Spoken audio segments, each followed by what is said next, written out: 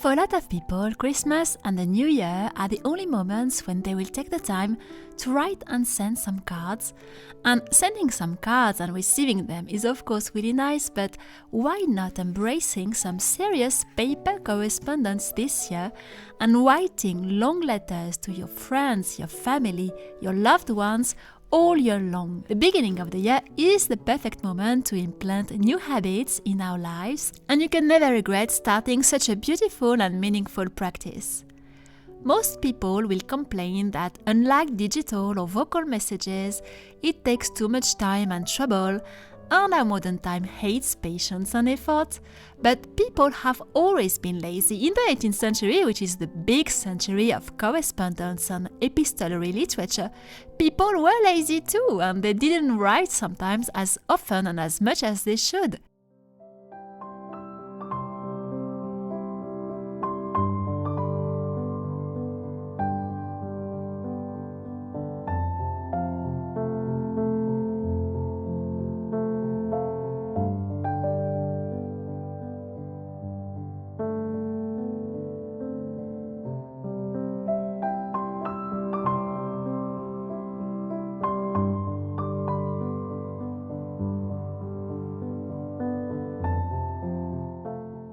I love reading correspondence from characters and periods I'm interested in, because it allows to time travel and also to see a mix of deep and profound observations of life mixed with the mundane details of their daily life, with their food, their sleep, their health issues, all these things, which we wouldn't have in a classic novel or in memoirs.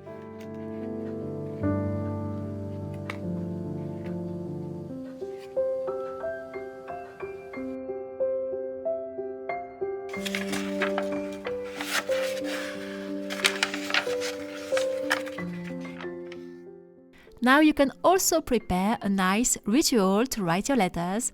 You can also implement this habit on a regular basis in your weekend or a few times a month, creating a nice real ritual, just to make this moment really more special, really more pleasant, and really more enjoyable.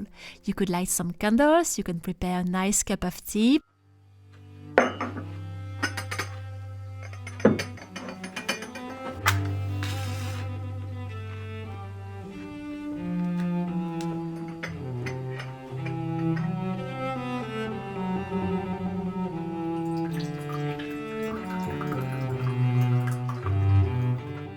Prepare all your supplies, your wax, your stamps, and all the little things you want to add in your letter. The thing with letters is that you can do things you could never do with digital messages. As advanced as is our digital and modern communication, so far you can't send a scented digital message. It can't be perfumed. And the letter for centuries have been perfumed, especially by women who wanted to send letters to their lovers. Now to do that, it's very easy. You need a box and you will choose some scented cushion or scented wood or some scented thing that you will put in the box with your letters, your paper and your envelopes, and you close the box, of course, to be sure the scent will go through all the paper, and then you have some nice scented paper. And you can still write with an ink without having the ink changing because of the perfume.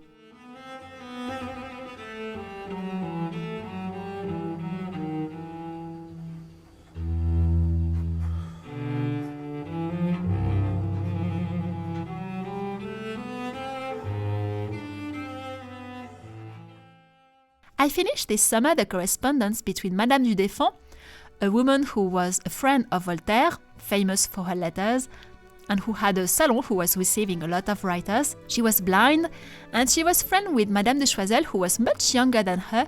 She was the wife of Louis XV's minister, le Duc de Choiseul, and she was also the aunt of le Duc de Lausanne that you have seen and met in my Versailles video series. This engraving by Carmontel represents them both. You can see Madame du Deffand in her 70s, who would call Madame de Choiseul grand-maman, my grandmother, and Madame de Choiseul would call the older friend Madame du Deffand my granddaughter. That's why you see here Madame de Choiseul giving a doll to her old friend. It was a fun game between them. That's why Carmontel, the painter, decided to represent them this way. L'Abbé Barthélemy was another friend of their circle, and here Madame de Choiseul writes, and I like that, it made me laugh a lot. L'abbé est encore plus paresseux que moi, car il veut tous les jours vous écrire et il ne vous écrit pas. La paresse seule l'en empêche. And in digital messages, you can't have paper accidents like this one. It is Madame de Choiseul who writes in May 1770. Adieu, je vous laisse sur cette belle citation en vous embrassant de tout mon cœur. Si votre lecteur ne trouve pas la fin de mes mots à la fin de mes lignes, dites-lui qu'ils sont restés ici sur un autre papier. If you want to find a correspondent this year, you will have the possibility to do it on my blog. So on my blog there is a post which complements this video at merveillenpapier.com. You have the link, exact link to the post under this video, because we can't do that on YouTube. Your comment would be instantly deleted. You can't give any link or email or anything like that on YouTube. So you go on my blog and you put a little introduction of yourself in the comment section, explaining a bit who you are, just 5 lines, a little more than 5 lines or 10 lines if you want to.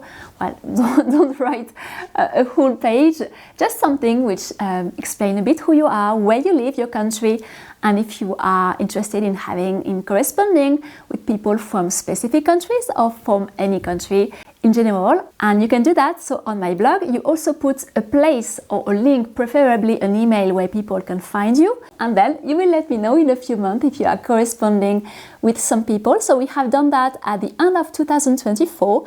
And some ladies are still corresponding with their pen pals. So I hope you are going to find someone to correspond this year and to start the year really nicely with some paper, some ink, some pen, whatever you want, but with some real letters in the flesh. It's such a joyful thing to do, and it's so beneficial on so many levels. So you have the possibility to do it, so stop complaining. For those who complain they have nobody who sent them some letters, who replied with some letters. You have the possibility here to change that and to find people who really like sending letters too. So go on my blog and see who you could find to exchange letters with. In past centuries, they could send very long and thick letters, and in Diderot correspondence with Sophie Volant, his mistress, he writes on September 1767. Ah, voilà ce qui s'appelle une lettre, cela! Une fois dans votre vie, vous aurez au moins causé 5 ou 6 pages de suite avec moi. Je ne sais pourquoi je ne passe pas mes journées à vous écrire. J'ai tant de plaisir à vous lire. You might argue that corresponding with a postal letter takes much longer to arrive and it's not easy for a conversation because there is a delay before getting your reply, but this is also the beauty of it. And this delay sometimes can create some fun, quiproquo or misunderstanding, especially when the sender doesn't remember what he wrote or what she wrote in a letter. In October 1760, Denis Diderot writes « Si vous ne vous rappelez pas vos lettres depuis le numéro 22 jusqu'au numéro 29 que je viens de recevoir, vous n'entendrez rien à ceci. Je cause un peu avec vous, comme le voyageur à son camarade disait « Voilà une bien belle prairie » et qui lui répondait au bout d'une lieue « Oh oui, elle est fort belle ».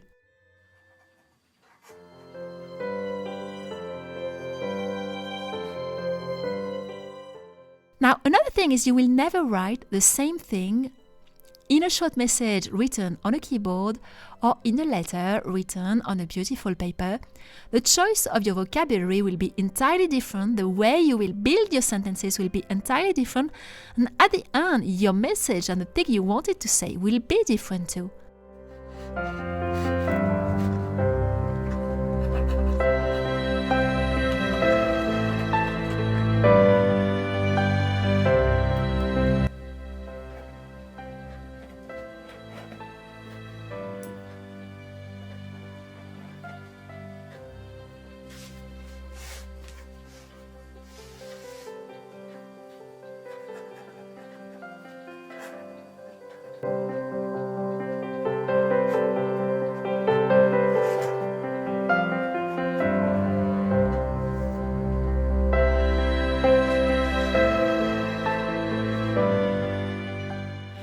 Though educated people used to write letters every day and really often in the past, you can find your own rhythm with your correspondent and decide if it's going to be every other month, once a month or several times a month. Or you can imitate Sophie Volant, who writes to Diderot not that often. So Denis Diderot writes on October 26, 1768 to Sophie Volant. J'entends, mademoiselle est au régime, tous les 8 jours, une fois, elle ne peut pas écrire davantage.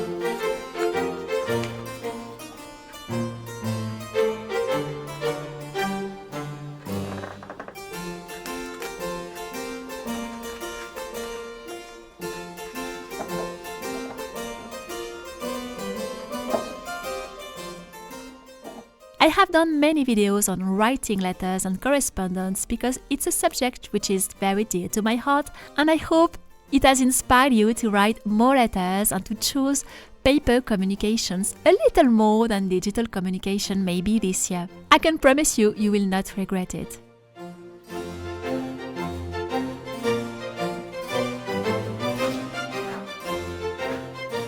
And I wanted to thank you for supporting my channel, whether posting some comments, giving some likes, watching my videos throughout the year, for your encouragements, your gentle messages, your kindness. Thank you very much for that, for spending all this time with me this past year, 2025. And I also wanted to give a very special thanks to all those who supported my kingdom actively, whether enrolling in a workshop or purchasing my stationery and the cards. I appreciate you a lot because I wouldn't be able to do all the things I do and all the things I'm about to do on my projects and also these videos without these precious people. So thank you very much. I hope you have started your year wonderfully. I hope you have enjoyed this video. Don't forget to subscribe if you arrive maybe over here for the first time, and you can give a thumbs up if you appreciated what you saw. Thank you very much, and I will see you very soon. I have a lot of things coming for this new year and for January.